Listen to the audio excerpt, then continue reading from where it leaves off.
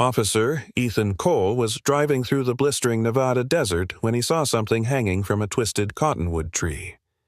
As he stepped out of his cruiser, the wind stilled, and time seemed to pause. As he got closer, his breath caught. It was a dog, a German shepherd, barely alive, strung up by its legs and left for dead. He cut the rope with trembling hands and froze, the scar on its chest. The bent left ear. It was Kaiser, his canine partner who vanished 2 years ago during a failed drug raid. Everyone said the dog had died, but now he was here, broken but breathing. What had happened during those lost years? Who had taken Kaiser, and why? The truth would unravel a buried trail of crime, cruelty, and something even darker, a cartel that used dogs like him to smuggle death across borders. What happened next will restore your faith in loyalty and justice. Before we begin, tell me, where are you watching from? Drop your country in the comments. Let us know how far this story travels. The sky above Dry Pine, Nevada, was a thin sheet of gray-blue when Officer Ethan Cole rolled down the window of his patrol truck. The desert was waking slow. Dust swirled over the cracked earth. Wind tugged at dead branches, and the first touch of morning sun cast long copper shadows. A storm had blown through the night before, leaving the landscape raw and silent. Ethan, 36, leaned forward in his seat, letting the dry air sting his face. He was a man built for quiet things, broad-shouldered, dark-browed, with a steady stillness that people in town trusted but rarely invited for dinner. His brown hair was cropped short, his steel-gray eyes carried weight, and his badge, tarnished at the edges, had seen more grief than glory. He wasn't expecting anything unusual, just a routine patrol along Mesquite Trail, the forgotten edge of Pine County where cell phone signals died and secrets stayed buried in sand. But then he saw it. Something was swaying beneath the lone cottonwood tree ahead, the only tree for miles, a shape hanging like a broken flag. He slowed the truck, squinted. His breath caught. It wasn't a man. It was a dog. A German shepherd, dangling upside down by its hind legs, body limp, fur caked in dust and dried blood. The rope was frayed, tied cruelly high to the branch. A few black birds circled overhead. Ethan was out of the truck in seconds. "God almighty," he muttered. He approached slowly, hands raised like he was calming a wild thing.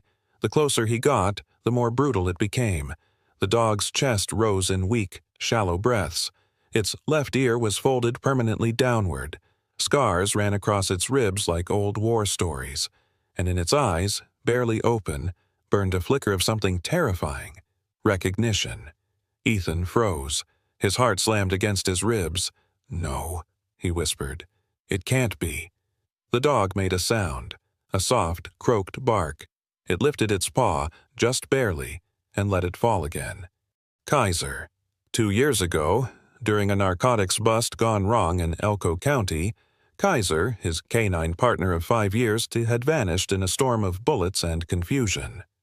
Ethan had called his name until his throat bled. They'd searched for days. The sheriff's office eventually declared him dead. They even held a memorial. Ethan hadn't spoken at it. Couldn't. Now, somehow, impossibly, he was here. The knife came out of Ethan's belt instinctively. He reached up, hands shaking, and cut the rope in 2 swift strokes. Kaiser fell into his arms like a sandbag. Dead weight, hot breath wheezing through cracked lips. Ethan knelt on the ground with him, cradling his body, whispering low, "I've got you, buddy. You're okay. You're okay now." Kaiser stirred, his paw twitching against Ethan's wrist. The pads were worn raw, the nails split. He was skin and bone beneath the matted sable fur, and yet he was alive. "I thought I lost you," Ethan said, his voice breaking. A voice called out from nearby. "Well, I'll be damned.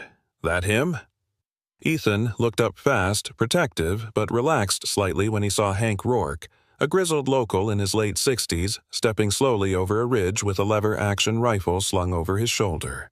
Hank lived alone in a shack 3 miles out, kept goats, smoked cigars that smelled like turpentine, and knew every rustle in the dirt. Hank was tall and wiry, with a sharp squint and a voice like sandpaper. He wore a torn brown coat, dusty boots, and a battered fedora that hadn't come off his head since the Nixon era. "Didn't mean to scare you," Hank said, stopping a few feet away. "Been watching you kneel over that dog for near 5 minutes now." Ethan didn't look away from Kaiser. "I know this dog." "Oh yeah? He was mine. K9 unit. Lost him 2 years ago." Hank whistled low. "Well, hell, that's a long time for a dog to be lost." Ethan nodded. "Or taken." Hank scratched at his beard. "Saw a black SUV out here last night. No plates. Parked by that tree for a while. Thought it was poachers. Didn't see no lights. Then it drove off fast." Ethan stiffened. "Did you get a look at them?" "Nope. Just silhouettes. Left something behind, apparently." Ethan stood, lifting Kaiser with both arms. The dog didn't protest, didn't even whimper, just stared at Ethan with tired, dark eyes. "I need to get him back to town. See the vet." "Of course." Hank stepped back, respectful. "You come by later, I'll draw you a map. Might be able to trace the tracks before they vanish." Ethan nodded, grateful but focused. "Thanks, Hank." He opened the back door of the patrol truck and gently laid Kaiser down on a thick emergency blanket, tucking it under his frame. He placed a bottle of water next to him, tilted slightly to drip slowly onto the dog's tongue. Kaiser blinked. His tail gave the faintest twitch. Ethan closed the door and sat behind the wheel, glancing at the rearview mirror. "I've got you now," he said softly. The engine started with a cough of dust and roared to life. Ethan steered the cruiser back onto the road, heading toward Dry Pine and the station. The wind picked up behind them, tugging at the frayed end of the rope still hanging from the cottonwood tree. But the desert didn't speak. It only watched as a man and his ghost rode back into town. The wind had faded by the time Ethan's cruiser rolled into the gravel lot behind the Pine County Sheriff's substation. A modest one-story structure with sun-bleached siding, a sagging flagpole, and an outdated green sign that read, "Protect and Serve" beneath chipped paint. The building sat on the edge of Dry Pine, far from the sleek precincts of Carson City. Here, everything smelled like old coffee, dust, and resignation. Ethan eased the patrol truck to a stop and stepped out. The sun had climbed higher now, beating down on the desert with quiet fury. Inside the vehicle, Kaiser was barely conscious, still wrapped in the tan emergency blanket. His breathing was raspy, but steady. Ethan reached in, rested a hand on the dog's neck. "Almost there, buddy." He pushed through the rear entrance with Kaiser cradled in both arms. The air conditioning inside the station was weak, but still a relief. As he walked down the hallway, fluorescent lights buzzed overhead and the scent of antiseptic filled the narrow corridors. At the end of the hall stood Clara Moore, the youngest officer on the force, 28, lean, sharp-featured, with a long strawberry blonde hair pulled into a tight ponytail under her standard Navy patrol cap. She had pale skin dotted with freckles and a small scar on her left temple, a souvenir from a foot pursuit that ended badly 2 years ago. Clara was known for her no-nonsense efficiency, quick wit, and an almost childlike tenderness when it came to animals. When she saw what Ethan was carrying, her clipboard fell from her hands. "Kaiser?" she whispered. Her voice cracked. Ethan stopped in front of her, the dog limp in his arms. "It's him!" Clara blinked, tears instantly rising. She reached out, brushing her fingers across Kaiser's muzzle. The dog flinched at first, but then his nose twitched and his eyes flicked toward her. Recognition flickered. "Oh my God!" Clara said, stepping back as her voice caught in her throat. He was declared dead." "I know. I used to train with him, remember?" she said quickly, as if Ethan could forget.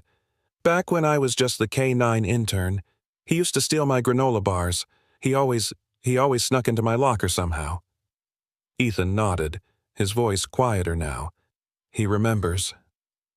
They carried him to the infirmary room, a repurposed storage closet with a metal exam table and an overhead surgical lamp that flickered when turned on.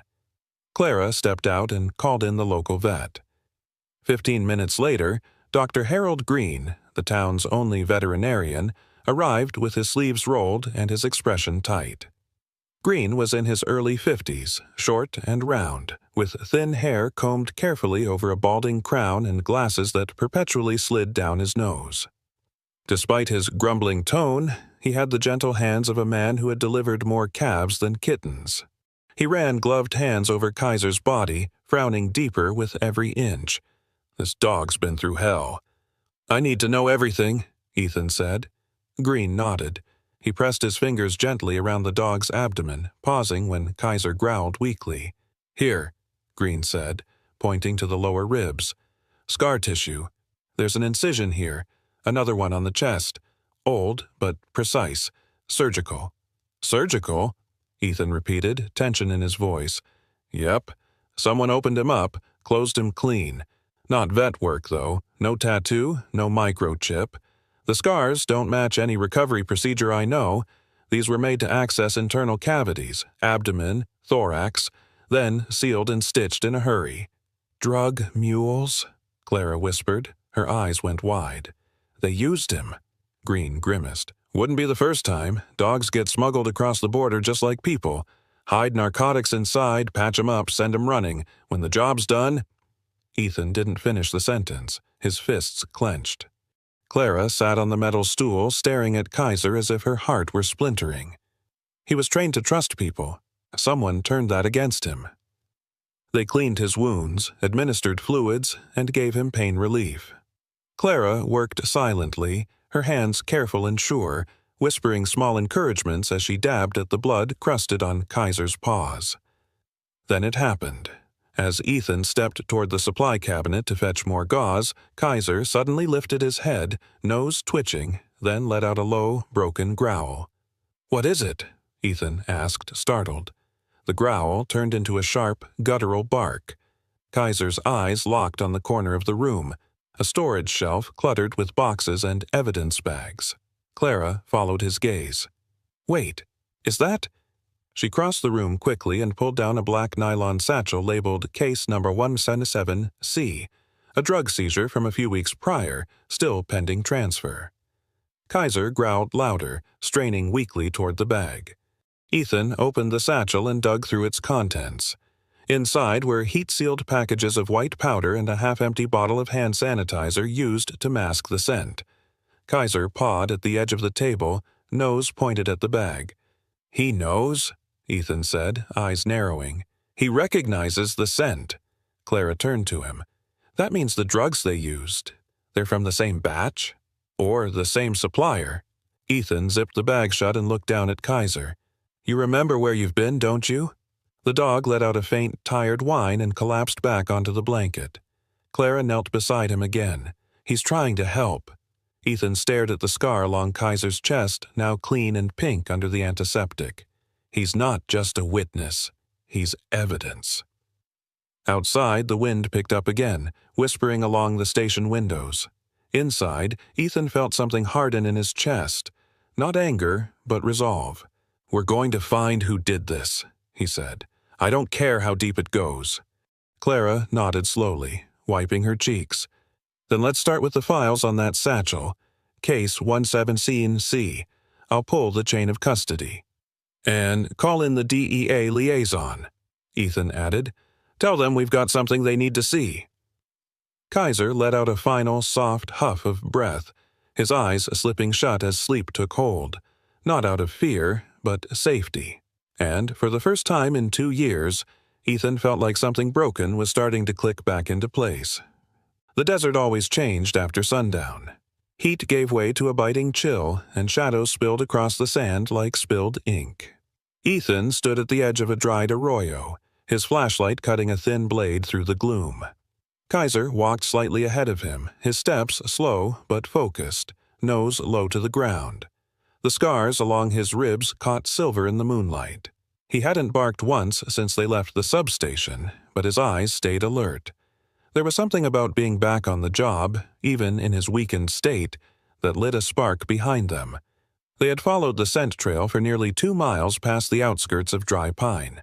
The black nylon satchel from Case 117C had a faint but lingering odor, synthetic chemicals and something bitter, something almost metallic.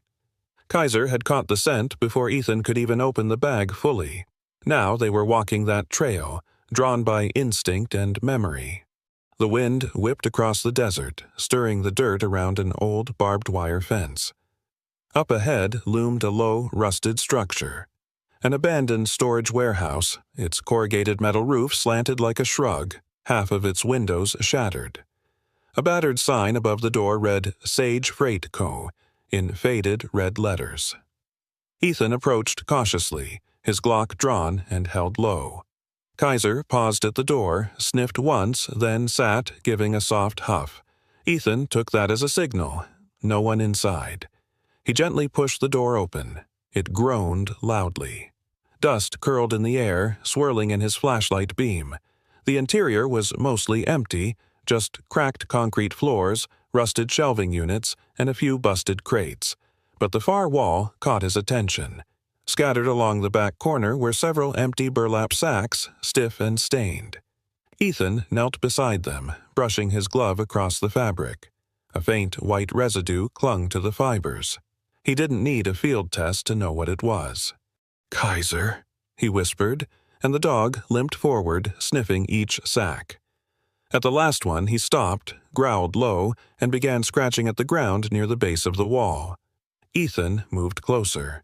There, half buried under a plank, was a blood-stained cloth, torn and faded, but fresh enough to have not come from decay. Ethan pulled it free with forceps, bagged it carefully, then shone his light across the rest of the floor. No footprints, no tire marks. Whoever had used the warehouse had wiped their trail well. Then a sound. A soft scuffle from the shadows behind the shelving. Ethan stood immediately, weapon up. "Who's there?" Silence. Then another shuffle. He stepped around the rack, flashlight raised, and found a boy curled into the corner, shielding his face with his arms. Hey, easy," Ethan said, lowering the gun. "I'm not here to hurt you." The boy looked up slowly. 14, maybe 15. Slim build, sun-darkened skin, short black hair matted with sweat and dirt. His eyes were wide, guarded, but intelligent. He wore a red hoodie 2 sizes too big, jeans stained at the knees, and torn sneakers barely held together by duct tape. "I didn't take anything," the boy said quickly, his voice laced with a soft Mexican accent. "I was just sleeping here. I didn't know it was police." Ethan kept his tone calm. "You live nearby?" The boy hesitated, then shook his head. "Name?" "Luis." "Last name?" He didn't answer. Ethan looked at him closely. The kid was thin, underfed, and his hands trembled slightly. But there was no drug haze in his eyes. He wasn't high, just scared. Kaiser stepped forward, sniffed at Luis's shoes. The boy flinched. "He won't bite," Ethan said. "His name's Kaiser." Luis stared. "That dog. He doesn't look okay." "He's recovering. Like you." Luis looked down, silent for a moment. Then, almost as if the words had been waiting to fall out of him, he said, "My dad used to work for them." "For who?" "The men who used this place. They paid him to carry stuff across the border, hide it in tires, sometimes in cages. One time, they made him cut open a dog and sew things inside. He hated it. But they said they'd hurt us if he didn't. He died last year, shot in the back." Ethan didn't speak, just listened. Luis swallowed hard. "They told me if I didn't do the same, they'd come for me. So I ran. I've been hiding here a week. I didn't know the dog was yours. I didn't do that to him. I swear." Ethan nodded slowly. "I believe you." Luis looked up, his voice barely a whisper. "What do I do now? I don't want to go back. They'll kill me." Ethan holstered his gun. "You're not going back. You're coming with me. You'll be safe." The boy seemed to sag with relief. Kaiser, as if on cue, stepped forward and gently nudged the boy's leg with his nose. Luis smiled, just barely. Ethan placed a hand on Luis's shoulder. "Let's get you both out of here." Outside, the wind had stilled again. The stars were thick above the horizon, blanketing the sky like shattered glass. Ethan opened the back of the cruiser. helped Luis in, then lifted Kaiser gently onto the seat beside him. The dog leaned slightly into the boy, as if sensing something fragile that needed guarding. Ethan slid into the driver's seat, checked the mirror, then started the engine. They drove off into the night, the trail behind them marked by sacks, scars, and a boy who had no one left but was still choosing to survive. The morning after the warehouse discovery, Dry Pine wore a different silence. Not the kind that came with peace, but the heavy hush before a storm, like the desert itself was holding its breath. Inside the sheriff's substation, fluorescent lights buzzed softly as Ethan sat at his desk, the call already placed, the weight of the previous night still hanging in his bones. Luis was resting in the cot of the back holding room, wrapped in a clean blanket and snoring softly. Clara had brought him cocoa and a pair of her younger brother's old sneakers, the only pair they had close to his size. He hadn't spoken much after the ride back, but his eyes had held something new. Not trust, not yet, but maybe the beginning of it. Ethan leaned back in his chair, staring at the outdated desktop computer humming in front of him. His hand hovered over the case file labeled K9204. Kaiser, status, deceased, now reopened and very much alive.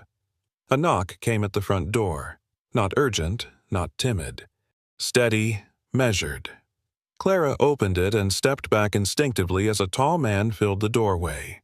Special Agent Dean Wallace stood 6'4", broad-shouldered, mid-50s, African-American, clean-shaven except for a salt-and-pepper beard kept neatly trimmed. His dark navy suit was pressed to perfection, and his ID badge was clipped to his breast pocket. Beneath the tailored clothes and quiet demeanor was a man who had seen too much, buried most of it, and used the rest like fuel. He nodded at Clara with respectful calm. "Agent Wallace, FBI. Here for Sheriff Cole." Clara motioned toward the office. "Right through." Ethan rose as Dean entered, and the two shook hands. Firm, measured. "Heard the voice on the phone," Dean said, "but seeing that file that reopened, I had to come myself." "You're not going to like what we found," Ethan replied, "or where it leads." Dean's eyes were sharp, but not unkind. "Walk me through it." Ethan laid out everything. The recovery of Kaiser, the surgical scars, the bloodied cloth, the empty sacks, and Luis, especially Luis. Dean listened without interrupting, nodding occasionally. When Ethan finished, Dean folded his arms and leaned against the window. Dogs, used as couriers, aren't new, but this sounds like someone went pro. Seamless trail erasure, patterned smuggling, tied ends. "We think Kaiser was one of several. There might be more," Ethan added, "still in use or buried out there." Dean turned to him. "And this kid, Luis?" Ethan nodded. "He's scared. Lost his father to the same group. I don't think he's lying." Dean glanced toward the back hallway. "Then we'll put him under protective observation. He could be a key witness, maybe even a link to the top." Clara stepped into the office quietly. "Sorry to interrupt," she said, holding something small in her gloved hand. "But I found this." She walked forward and laid it on the desk, a weathered leather collar, old and cracked, with a single rusted tag that simply read K9 Unit 204. Ethan recognized it instantly. "I was sorting through the gear we removed from Kaiser when he arrived," she explained. "The old collar was stuffed inside the emergency bin. Didn't look like much, but then Kaiser, he started scratching at the evidence locker where I'd put it." Ethan leaned forward. "What's inside?" "I didn't see anything at first, but then I felt a ridge behind the tag." She turned the collar over, revealing a small flap stitched unevenly along the inner lining. Clara pulled at the thread carefully with tweezers. A tiny compartment opened, and inside was a black USB drive, no wider than a fingernail. Dean raised an eyebrow. "You're telling me a retired K9 just found a concealed drive in his own collar?" Clara smiled faintly. "Guess retirement didn't suit him." Ethan inserted the drive into the computer. After a pause, a file popped open. No words, just a map. Aerial satellite imagery, with red marks along dirt roads and ravines spanning southern Nevada to the Arizona border. Some were labeled with codes, others with dates. One icon blinked with a timestamp from 3 nights ago. The same night, Kaiser was dumped. Dean narrowed his eyes. They were using him as a tracker. Like a living GPS? Ethan said. Hide the intel on him, dump him when the job's done. Clara shook her head in disbelief. Why not destroy the caller, though? Maybe they thought he'd die out there, Ethan said darkly. Or maybe they were arrogant. Either way, they didn't expect him to live. Dean studied the map. This gives us a smuggling trail, multiple drop points. If we correlate this with known cartel routes, we'll find their hub, Ethan finished. Kaiser stirred from the dog bed in the corner, still weak, but alert. His ears twitched, and he lifted his head, eyes tracking their movements with quiet focus. Clara stepped over and knelt beside him, running a hand gently along his side. You knew, she whispered. You carried this the whole time. Dean turned back to Ethan. You ready to dig deeper into this? Ethan didn't hesitate. We already started. Dean nodded. Good, I'll contact the Phoenix field office. We'll need to coordinate cross-jurisdiction. Outside, the desert sun climbed higher, casting long shadows against the old substation walls. But inside, for the first time in days, something felt less directionless. A map, a witness, a dog who refused to die, and a trail that had waited just long enough for someone to follow it. Dry pine slept quietly beneath a moonless sky. The desert around Ethan Cole's house stretched into darkness, broken only by the whisper of wind through brittle sagebrush and the distant cry of a coyote. Ethan's home sat on the edge of town, a modest one-story ranch house with a wraparound porch, an old windmill creaking at the back, and a rust-colored pickup truck parked beside the barn. The place had once belonged to his father. It wasn't much, but it was private, or so he'd always thought. Inside, the lights were low. Luis had fallen asleep on the worn leather couch, curled into a ball beneath Ethan's spare deputy jacket. A half-eaten grilled cheese sat on the coffee table next to a can of root beer. Ethan had promised him safety. That promise weighed heavy tonight. Kaiser lay near the fireplace, resting but watchful. His breathing was still labored from the wounds, but his ears remained alert, shifting at the softest creaks in the house. The firelight cast flickers across his coat, revealing the pale scars along his chest and sides. The old dog looked tired, but his eyes still burned with purpose. Ethan was in the kitchen, double-checking the deadbolt on the back door when Kaiser let out a low, guttural growl.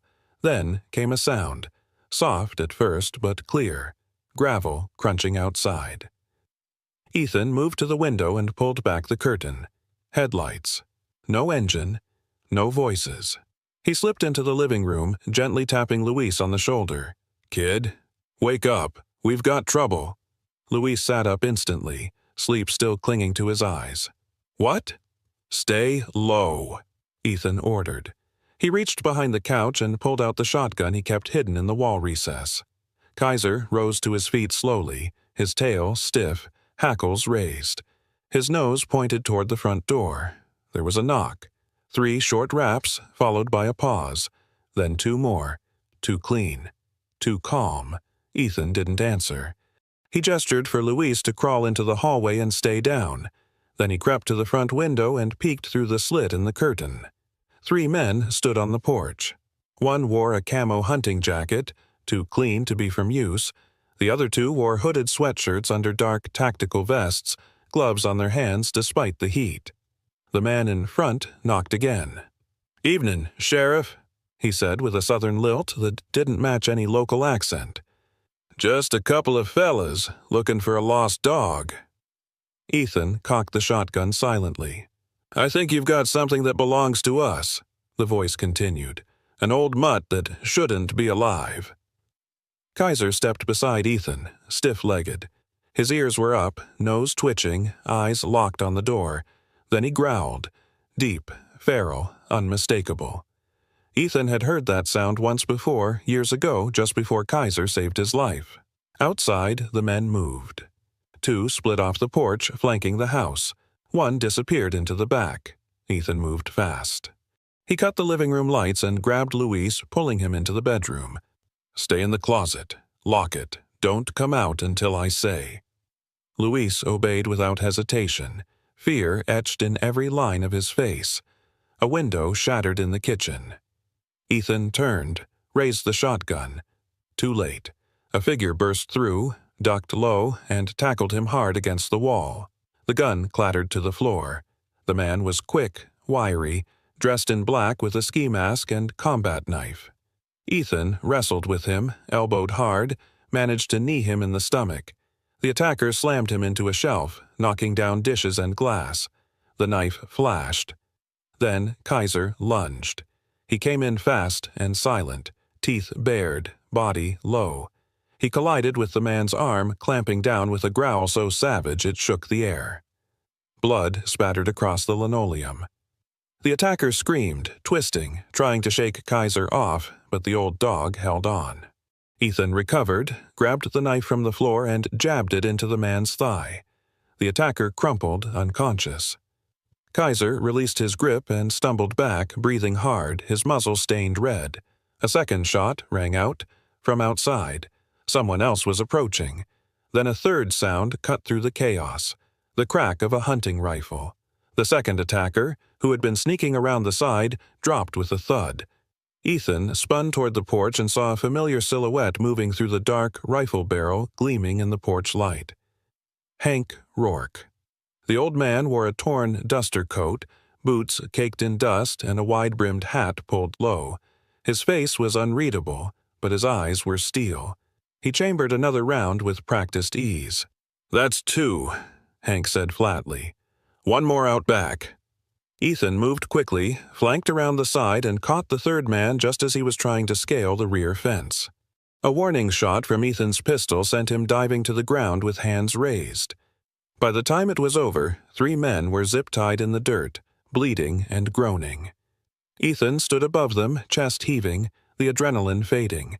Back in the house, Luis emerged slowly from the closet, wide-eyed. Kaiser was lying near the fireplace again, one leg bleeding from a cut but alive and proud. Hank stepped inside without being asked. He looked at Kaiser, then at Ethan. "My boy," he said quietly. He tried to tell people what those bastards were doing. Smuggling, the dogs, the kids.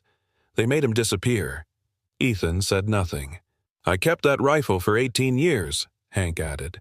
"Waiting for something to shoot at, that'd make it worth it."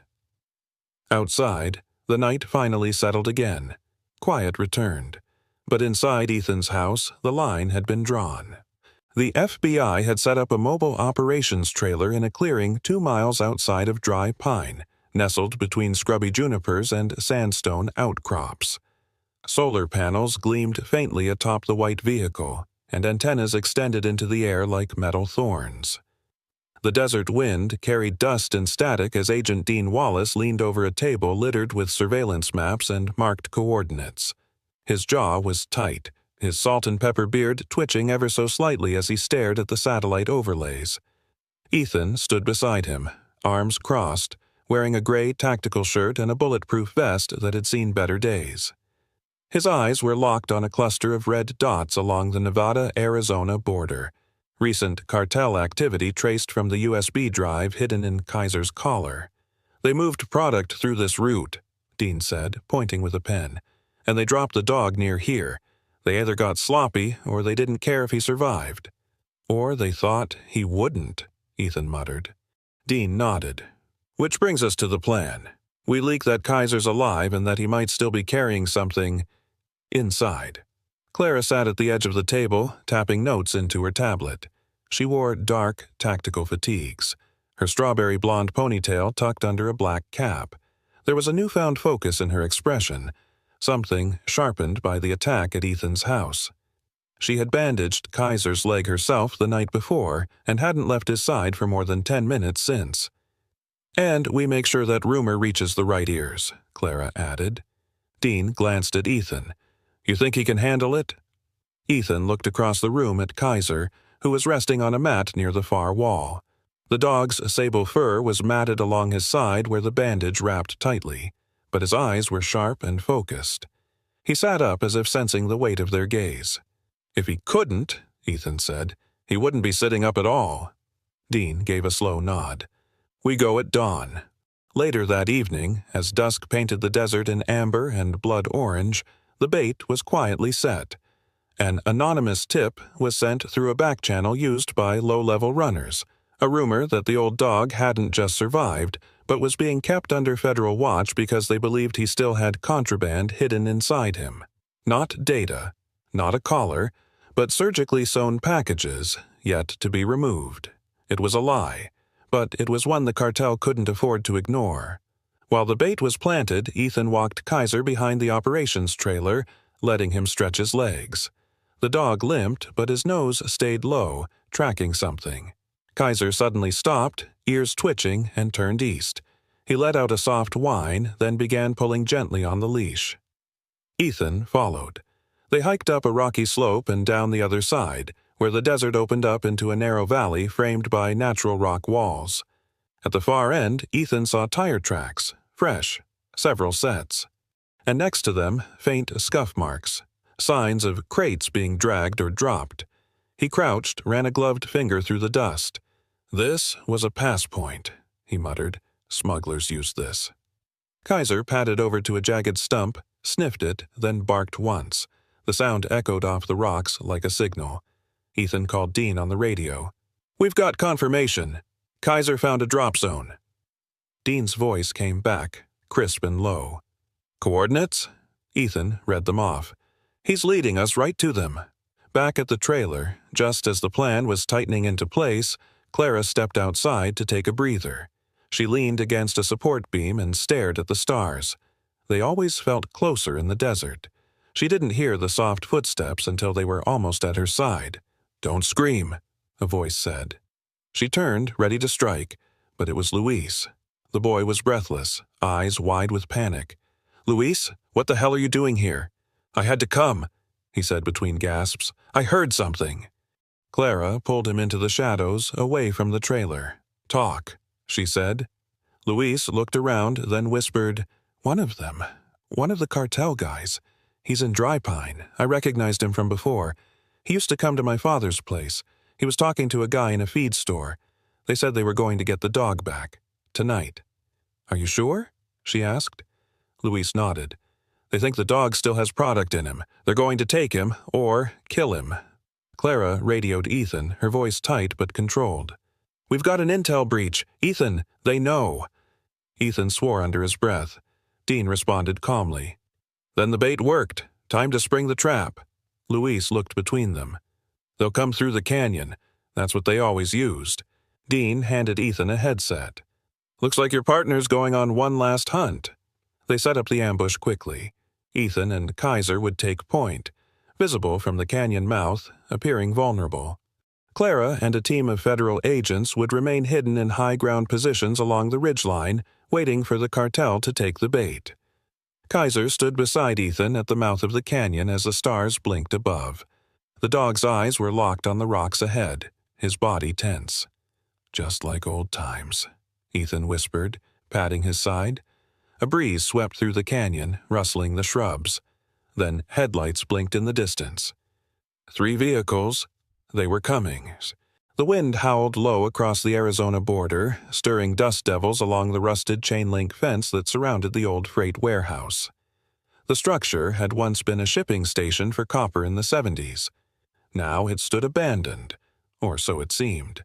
The corrugated metal groaned in the breeze, and the windows were boarded with warped plywood. It was the kind of place where things disappeared. People, crates, secrets. Inside, Ethan Cole crouched behind a stack of pallets, his Glock drawn and fingers steady on the trigger. The scent of machine oil, old blood, and sun-baked rubber filled the air. Beside him, Special Agent Dean Wallace gave a silent hand signal to hold position. The team had set up hours earlier, cloaked in the silence of the dark, waiting. Kaiser, still favoring his wounded leg but eyes sharp as ever, was posted at Ethan's side. His ears twitched with every creak, his muscles taut with instinct. The old German shepherd was more than alert. He was ready. Luis was kept safe at the back of the warehouse under Clara's watch. She wore a lightweight Kevlar vest over a tactical jumpsuit, her red blonde ponytail tucked tightly under a helmet. Her green eyes were fierce, but her shoulders tense, not out of fear, but focus. She was only 28, but nights like this had aged her. The cartel convoy had arrived 20 minutes earlier. 3 black SUVs, headlights dimmed, rolled up to the loading bay and fanned out. Shadows moved with military precision. Ethan counted 8 men, possibly more, all armed, all quiet. Then came the final figure, the one who moved differently. Miguel Herrera, known in whispered reports as El Cuervo, stepped into the warehouse like a man entering his own church. He was in his 40s, clean-cut with black hair slicked back, olive-toned skin, and a neatly pressed white shirt under a flak vest. His hands, gloved in black leather, never trembled. His eyes, dark and cold, scanned the shadows with casual cruelty. Herrera wasn't here to negotiate, he was here to erase. He gave a nod to one of his men, who pulled a steel briefcase from the SUV and placed it on the warehouse floor. Ethan could just barely make out the shape inside the open crate. Plastic explosives, rigged to a small remote trigger. Dean whispered through the comms. "He's planning to torch the whole site, evidence and all." Kaiser shifted, his nose twitching. Ethan looked at him. "You feel that, boy?" Kaiser responded not with sound, but by rising slowly to his feet, ears fully perked, eyes fixed. Then everything happened at once. A shout from one of the cartel's flank guards. "Movimiento!" Gunfire erupted. First a single round, then a cacophony of automatic bursts echoing through the metal shell of the warehouse. Clara pulled Luis down behind a forklift, shielding him with her body. One round hit the side of her vest and knocked her back, not penetrating, but enough to leave her winded. Luis shouted, "Clara! I'm okay!" She gasped, crawling up to fire back. Her bullet struck a gunman's shoulder, sending him crashing into the metal rack behind him. Dean returned fire from the mezzanine, taking down another 2 assailants with clean shots to the chest. His precision was surgical. He moved like a man who had done this before, too many times. Ethan broke cover, sprinting toward the briefcase as Herrera reached for the trigger. A wall of gunfire blocked his path. He ducked, rolled behind a steel drum, bullets tearing past his shoulder. Kaiser didn't wait. The dog burst from the shadows, snarling, a blur of fur, teeth, and fury. He lunged straight for Herrera, jaws locking onto the man's wrist just as he lifted the detonator. Herrera screamed in rage and pain, trying to shake him off, but Kaiser held fast. The detonator clattered to the floor. Ethan closed the distance in a flash, delivering a solid punch to Herrera's jaw that dropped him cold. The rest of the gunmen froze, half stunned by the attack, half unsure if their leader was alive. Dean's voice boomed from above. "FBI, drop your weapons!" Within seconds, the remaining cartel members threw down their guns and dropped to their knees. The fight was over.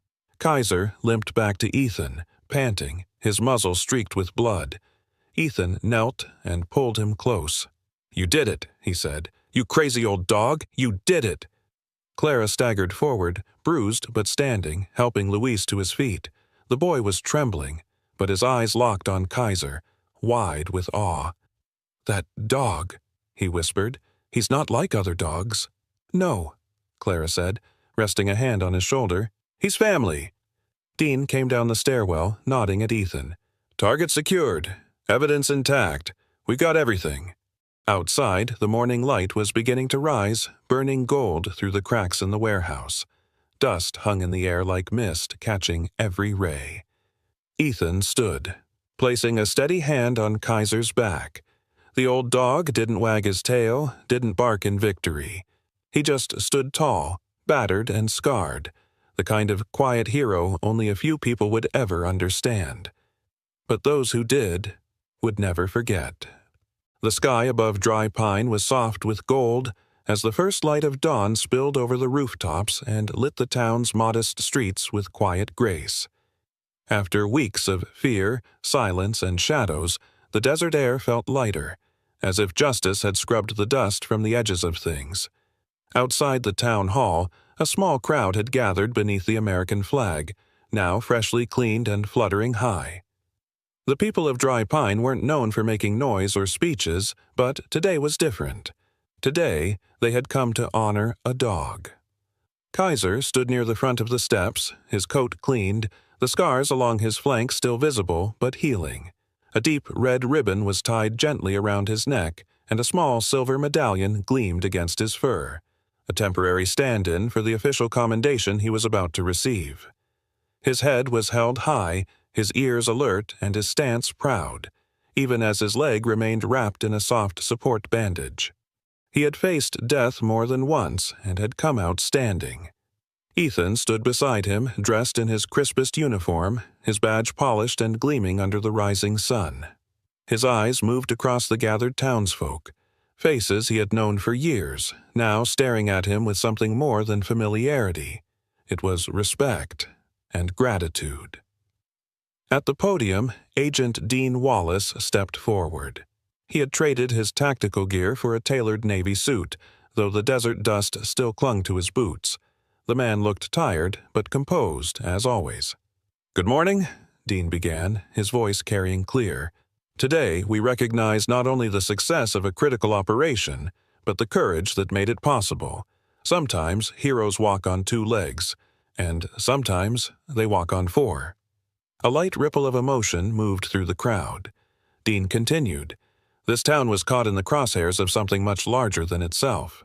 A cartel operation that stretched across borders, using innocent lives as pawns, including children and animals. He glanced at Kaiser, then at Ethan. But this community stood up, and thanks to one dog's memory, loyalty, and will to survive, we were able to finish what started 2 years ago. He turned to Ethan. "Sheriff Cole, would you come forward?" Ethan stepped up to the podium, Kaiser following beside him.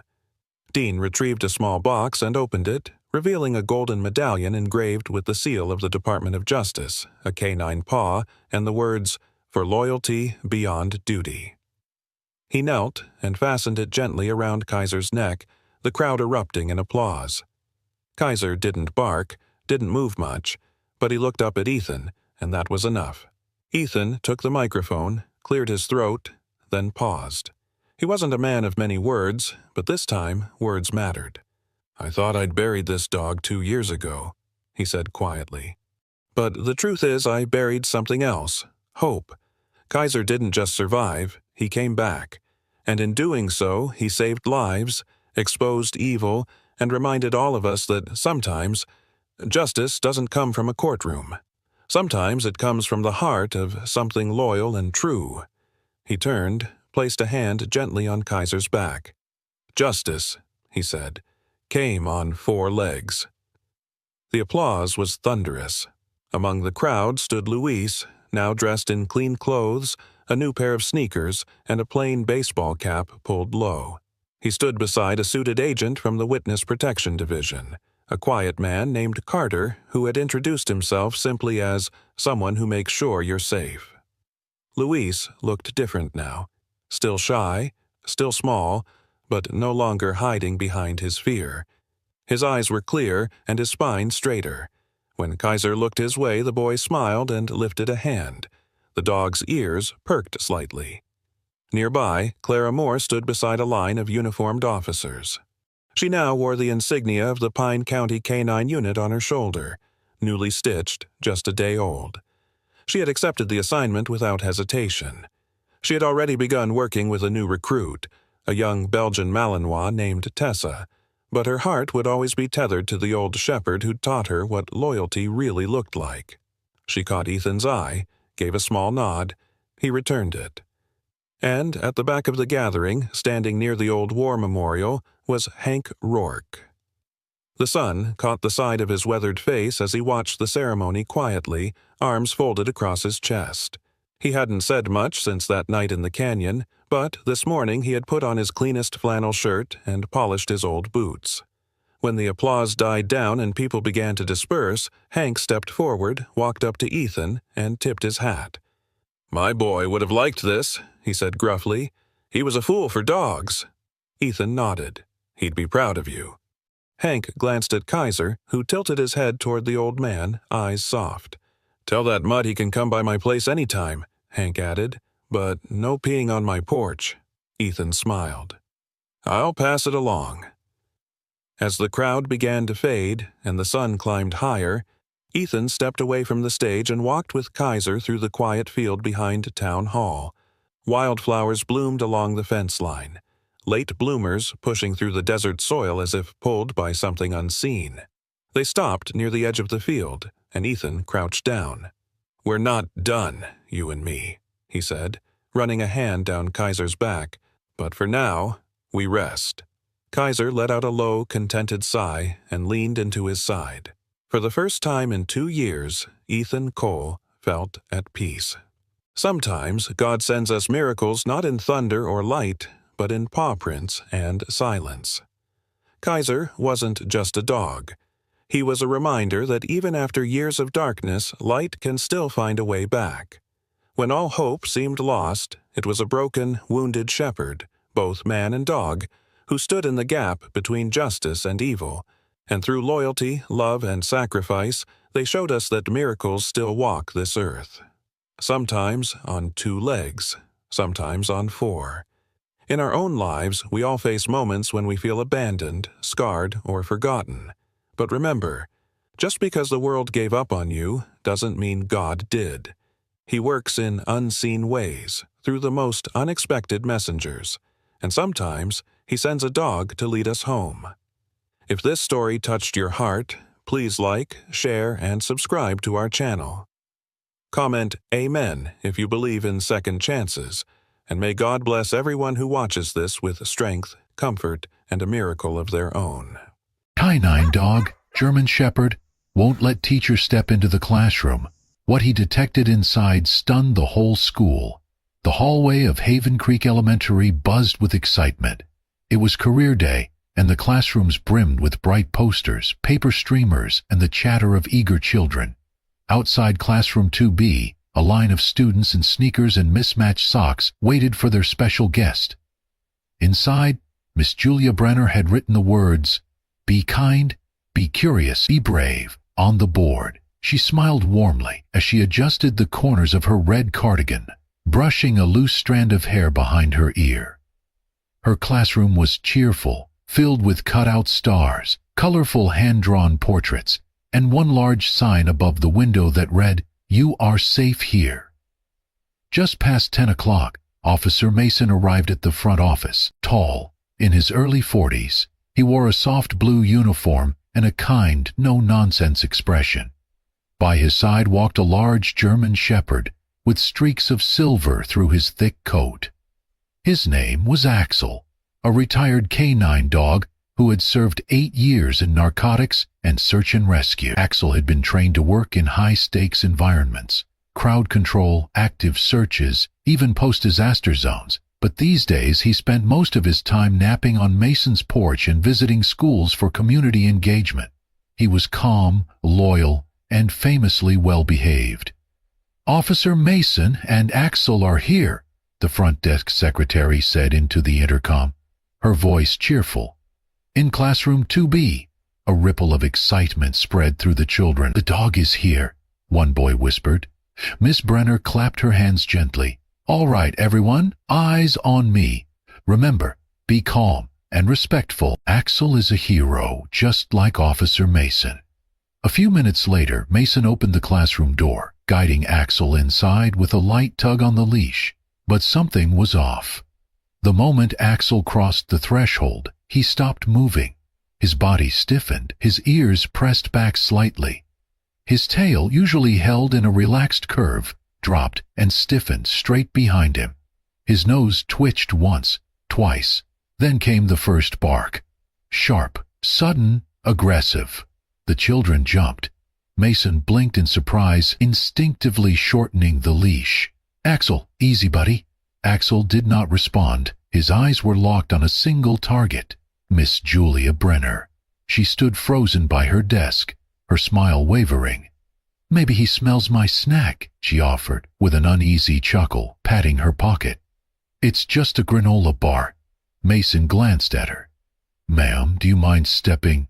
Before he could finish, Axel barked again, this time louder, a deep, guttural sound, followed by a low growl that made the hair on the back of Mason's neck rise. The children began murmuring. One little girl near the front started crying softly. Miss Brenner raised her hands and stepped back slowly. "I do not understand. He was so calm in the hallway." "Axel," Mason said again, more firmly. "Heel!" But the dog would not move. He strained forward slightly, eyes still fixed on the teacher. He did not bark at any child. He did not glance around. His entire focus, his entire body, was aimed squarely at Miss Brenner. At the back of the classroom, a small voice spoke up. "Why is he mad at her?" The voice belonged to Ellie, an 8-year-old with wide eyes and a quiet presence. She sat perfectly still in her chair, clutching the straps of her backpack so tightly her knuckles were white. Her gaze darted between Axel and Miss Brenner, her lower lip trembling. Mason looked at her, then back at the teacher, then at his dog. Axel barked one more time, short, precise, loud enough to echo. And suddenly the mood in the room shifted. It was no longer a fun demonstration. It was a warning, a signal. The kind of sound a trained dog makes, not to show off, but because something is wrong. Very wrong. In the warm-lit faculty lounge of Haven Creek Elementary, the lunchtime buzz carried an undercurrent of nervous laughter and whispered doubts. The morning's incident had spread quickly. A few teachers glanced at the door every time it creaked, half expecting the retired canine to come charging in again. "I think he is just old," said Mrs. Henderson, the 4th-grade teacher, stirring sugar into her tea. "Dogs get senile, right? My beagle barks at his own reflection sometimes." "I do not know," muttered Nurse Kelly, arms folded. That bark was different. It felt focused. Vice Principal Thomas leaned back in his chair, attempting a light-hearted tone. "We cannot terrify the students every time someone brings a dog into a classroom. Probably just a smell or a sound we could not hear. We do not want to turn career day into a panic drill." Officer Mason sat quietly at the edge of the room, nursing a paper cup of lukewarm coffee. He did not join the laughter. Axel was lying at his feet, eyes open, ears perked, staring unblinking through the open door toward the hallway that led to room 2B. Mason gave him a sideways glance.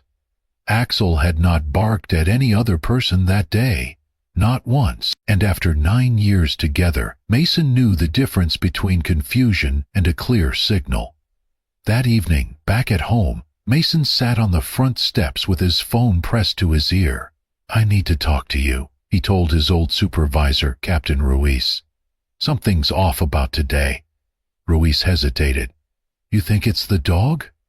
"He is retired, Mason. He might just be reacting out of instinct. Residual training, nothing more." "No," Mason said firmly. "Axel has never been wrong, not in 9 years, and today he did not bark at noise or shadows. He locked onto that teacher. He sensed something." There was a long pause on the line. "All right," Ruiz said. "You want to check it out? Do it discreetly. Take him back tomorrow. Say it's for a follow-up demo or temperament observation." Mason exhaled. "Thank you." The next morning, Mason returned to Haven Creek. Principal Walker welcomed him politely, but with a wary smile. "We're happy to have Axel visit again," she said. "Hopefully a quieter presentation today." Axel entered the school without tension. He walked calmly down the hall, ears alert, tail neutral. When he reached room 2B, he paused, sniffed the air, but did not bark. Miss Julia Brenner stood near her desk, smiling as always.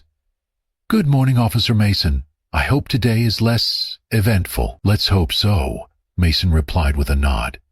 Then something shifted. Axel stepped past Miss Brenner, ignoring her entirely. His nose went to the row of desks and backpacks lined along the back wall. He sniffed once, twice, then stopped at a small pink backpack with a sewn-on unicorn patch. Ellie's. He let out a single bark, not aggressive, sharp, alert. Every head turned. Mason crouched by Axel. "What is it, boy?" He gently patted the dog's neck, then looked up at Ellie, who had frozen in her seat. "Ellie," he said gently, "would it be all right if I looked inside your bag, just to make sure everything's okay?" Her lips trembled, her eyes welled up. Then, in a tiny voice, she whispered, "She said if I did not keep it with me, something bad would happen to my mom." Miss Brenner's expression shifted imperceptibly. Mason opened the backpack carefully. Inside, beneath the pencil pouch and snack container, he found something wrapped in tissue. A used syringe cap, a folded piece of gauze soaked with a faint chemical odor, and a small bottle of over-the-counter sleep tablets, half empty. Silence spread across the classroom like a dropped curtain. Axel sat, alert and quiet, beside the bag. No bark now. His job was done. He had seen what no one else did. Again, in the tense silence that followed Mason's discovery, Miss Julia Brenner remained unnervingly calm. She did not flinch. She did not ask questions, but her smile was gone. Mason stood up slowly, closing Ellie's backpack and gently handing it to one of the assistant teachers standing nearby. Then he turned to face the woman who, up until today, had been considered a trusted educator. "Miss Brenner," he said, his voice low but firm, "I need you to stay exactly where you are. You are not to leave this classroom." She tilted her head, still trying to maintain composure. "Officer Mason, I am sure this is just a misunderstanding." Axel moved before Mason spoke again. The German shepherd stepped forward, placing himself directly between Julia and the classroom door. His posture was stiff, ears forward, teeth slightly bared. A low growl, just loud enough to be heard over the quiet breathing of the children, rumbled from his throat. He was not barking. He was warning. Julia did not move. Within minutes, the school's on-site deputy arrived, followed by 2 uniformed officers from the local precinct. Mason briefed them in a hushed voice outside the door, while the students were calmly guided out of the room, one by one.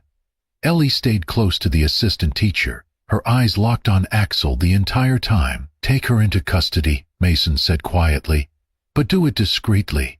We do not need the entire school watching." The officers stepped in. "Ma'am, we are going to ask you to come with us," one said. Julia hesitated. "I am being arrested?" "You are being detained for questioning," the officer replied. "Please do not resist." Her face tightened. Then she looked at Mason. "You don't understand what you've done," she said, her voice cold now. "You're ruining something that was already working." Mason did not respond. Axel remained in position until the cuffs clicked behind her back. Only then did the dog relax, lowering his head slightly, but never taking his eyes off her. She was led down the hallway quietly. No sirens, no spectacle, just a soft, heavy silence that hung in the air long after her footsteps faded. Later that day, in a back office at the local police station, Mason sat with Detective Rachel Vega, reviewing the results of an emergency background investigation.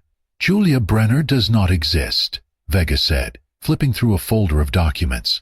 "The ID, the degree from Millbury State, even the teaching certification, all forgeries, no record of her beyond the last 6 months. Mason leaned forward. "So, who is she?" Vega pulled out a photo, a mugshot, a few years old.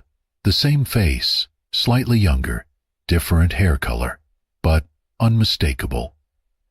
"Her real name is Monica Vance," Vega said. "She has been wanted in 3 states for identity fraud, attempted abduction, and connection to an interstate child trafficking operation based out of Nevada." Mason's stomach dropped. "She infiltrates schools," Vega continued, "targeting children from vulnerable homes, single parents, isolated kids.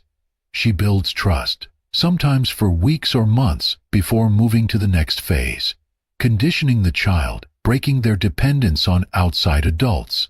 In Ellie's case, that syringe and the cloth, it was likely the start of a grooming process." He rubbed his jaw. "And the threats against Ellie's mom? Classic manipulation," Vega said. Convince the child that keeping secrets protects someone they love. Make them complicit, so they are too afraid to speak. Mason stared at the photo again. Axel, lying beside his chair, let out a quiet sigh. He had known. Before anyone else, before any record was pulled, before any mask slipped, Axel had seen something the rest of them had missed, and because of that, Monica Vance had failed. Within 72 hours of Monica Vance's arrest, the truth began to unravel like a frayed thread tugged loose from a hidden seam. Her laptop, recovered from a locked drawer in her rental apartment, contained encrypted communications, false IDs, and a list of schools. Some already marked complete, others flagged with dates and initials. Mason stood with FBI agent Claire Donovan inside the Joint Task Force office, a digital map of surrounding counties glowing behind them. She was not working alone, Donovan said, and this was not an isolated case. Our techs found communication logs connecting Monica to at least 2 other women posing as certified educators in nearby districts. Same pattern: clean background, fake certifications, and access to vulnerable kids. Mason folded his arms. What do we know about them? Alias 1, Rachel Dwyer, currently employed as a part-time reading specialist in Clearwater Ridge Elementary. Alias 2, Dana Rollins, substitute counselor at East Hollow Academy. We have field teams verifying now. Axel, sitting beside Mason, lifted his head and let out a quiet huff, as if ready. I want Axel with me, Mason said firmly. He is our best lead. Donovan nodded. I figured you would say that. Let's move fast before they vanish. Over the following days, Mason and Axel traveled from one quiet town to another, blending in with local law enforcement teams, carefully coordinating school visits under the guise of safety audits, or canine demos. The results were chilling. In Clearwater Ridge, Axel again locked onto a young student's backpack. Inside was a sealed envelope marked "Do Not Open" in red marker, which the child said the reading specialist had told her to carry as a secret mission. The envelope contained instructions to meet someone at a bus stop over the weekend. At East Hollow, Axel stiffened immediately upon entering the counselor's office. Dana Rollins, real name Lindsay Carver, was arrested on site with an unregistered burner phone and duplicate files on at least 5 young students. Every time, Axel sensed what people could not see. Every time, his growl cut through polite illusions and smiling predators. Then came the call from Maple Valley, a small school, a similar case. A girl named Mia had been acting withdrawn. A new after-school aide had taken a special interest in her. Spring break was 2 days away. Mason and Axel arrived the next morning. The girl was already waiting near the front gate, her backpack slung over one shoulder. A woman, early 40s, with blonde hair and an eager smile, approached her from the far end of the playground. Axel lunged forward, barking with urgency. Mason followed. "Mia?" he called. The girl froze. The woman turned. For a heartbeat she hesitated, then bolted. Axel needed no command. He sprinted forward, cutting her off at the side gate, his growl low, body coiled like a spring. Mason caught up seconds later, cuffs in hand. "You are done," he said, breath tight. The woman said nothing, but the look in her eyes, rage, fear, recognition, was enough. That night, back at Haven Creek, a special assembly was held in the gymnasium. Parents, students, and teachers gathered not to mourn, but to celebrate. Axel stood at the center of the stage, a red banner above him that read "Hero Among Us."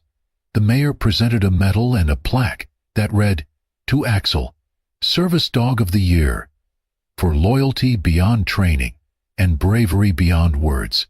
Children clapped. Parents wept. Mason knelt beside his partner, placing a hand on Axel's shoulder. "You did this," he whispered. "You saved them." Axel looked out into the crowd, not barking, not growling, just watching, ever alert, always ready. Spring came gently to Haven Creek, painting the trees in soft greens and washing the sidewalks with golden light. In room 2B, Ellie returned to school quietly. Her steps were hesitant at first, but day by day, they grew steadier. She began drawing again, something she had not done since the day her world almost changed forever. One afternoon, she handed a picture to her teacher. It showed a German shepherd standing proudly in front of a classroom door, his eyes fierce and gentle all at once. On the top corner, in blocky penciled letters, she had written, "The one who knew before anyone else." Her teacher stared at it for a long moment, then smiled and hung it by the window, where sunlight could touch it every morning. The school decided to make the tribute permanent. What used to be the reading nook, a quiet space tucked beside the library, was renovated, painted in warm hues, and filled with cozy chairs and shelves lined with children's stories about heroes, bravery, and trust. A plaque was placed by the door. Axel Room, where instinct protects. Mason did not return to the force full-time. After the final operation in Maple Valley, he officially retired. So did Axel, but their story continued to travel. Schools invited them to speak about safety, trust, and courage. Children gathered in auditoriums and gyms, not just to listen to the man in uniform, but to meet the dog who had changed everything. Axel never wore medals, but he wore something better. Every child's hand resting gently on his fur, every whisper of thank you passed like a secret between friends. At home, Axel rested more, took slower walks, and enjoyed long naps in the sun-drenched porch. Yet he never stopped watching. When a siren sounded in the distance, his ears still perked. When a child's laughter rang through the park, he still turned his head. And one bright April afternoon, that laughter belonged to Ellie. She spotted Mason and Axel in the park near the school and broke into a run, her arms swinging with joy. Her hair flew behind her like a banner of hope. "Axel!" she called. He stood, a little slower than he used to, but steady. His tail wagged low and wide. Ellie flung her arms around his neck, burying her face in the thick fur at his shoulder. "You didn't need words," she whispered. "You saw me, and that was enough." Mason stepped back, letting the moment be theirs. For a second, it was just the girl and the dog, two souls who had crossed in a moment of quiet danger and now stood safe in the sunlight. Later that night, as the stars blinked into view over Haven Creek, Mason sat on his porch with Axel curled beside him. "You know," he murmured, his voice low, "you never once barked for no reason, not once. You never needed proof. You just knew." Axel said nothing, only let out a quiet sigh, content. A voiceover closed the memory, quiet and strong. When everyone else was fooled by a smile, he listened to the silence beneath it, and barked when no one else dares. Thank you for joining us for this extraordinary true story of instinct, trust, and second chances. Sometimes heroes do not wear capes or badges. Sometimes they walk on four legs, stay silent when others speak, and bark when no one else dares. Axel did not just stop a tragedy. He gave a little girl her voice back, reminded a town to listen deeper, and proved to all of us that even in the quietest corners of the world, loyalty still speaks the loudest. If this story touched your heart, we invite you to like, share, and subscribe to Amazing Paws Stories. Your support helps us continue sharing powerful tales of the animals who rescue us in ways we never expect, because sometimes the bark that saves a life is the one no one listens to until it's too late. See you in the next story.